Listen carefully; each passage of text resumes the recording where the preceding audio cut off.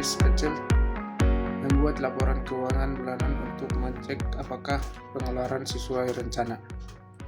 Yang ketiga, sumber daya fisik.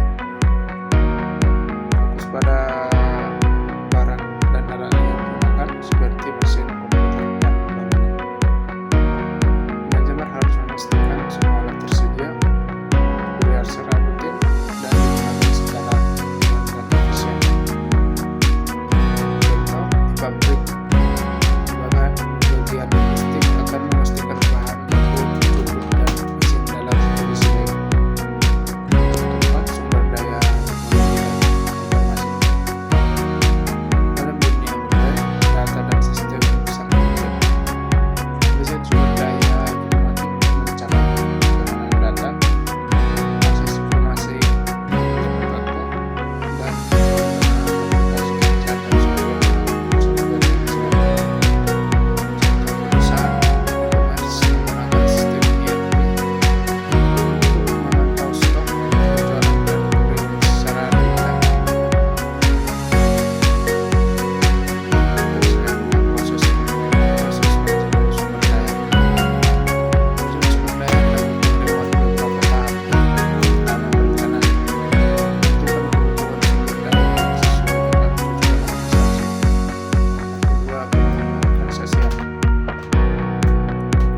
menetapkan struktur dan siapa yang bertanggung jawab atas setiap sumber daya.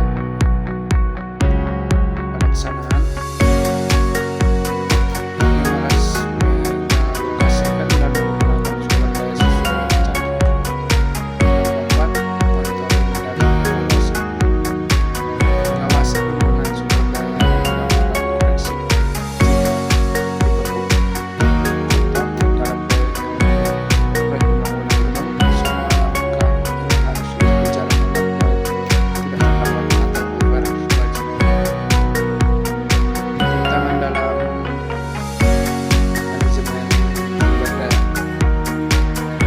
beberapa tantangan yang sering muncul adalah masalah sumber daya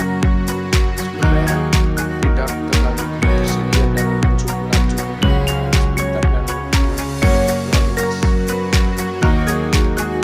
Karena keterampilan, SDM yang tidak berlatih bisa membuat tugas berubah lebih cepat. Harus selalu berdasarkan update terhadap sistem baru, pemborosan atau efisiensi sering terjadi jika tidak ada monitoring yang baik.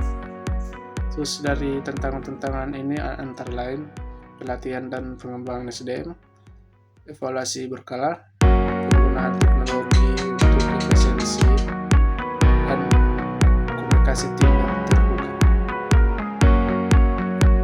Studi kasus singkat. Mari kita lihat contoh dari perusahaan besar dari perusahaan Tokopedia. Dalam hal SDM, Tokopedia merekrut talenta muda dan memberi pelatihan terus-menerus. Untuk finansial, mereka membuat kebijakan efisiensi saat pandemi.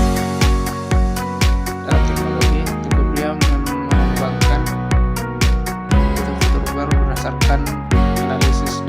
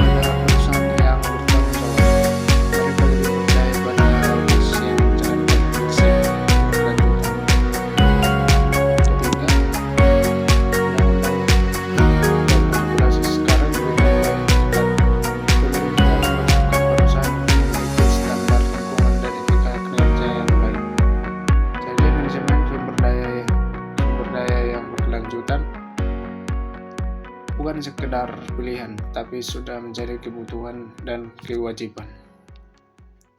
Contoh praktik nyata, beberapa contoh praktik manajemen berkelanjutan. Yang pertama, perusahaan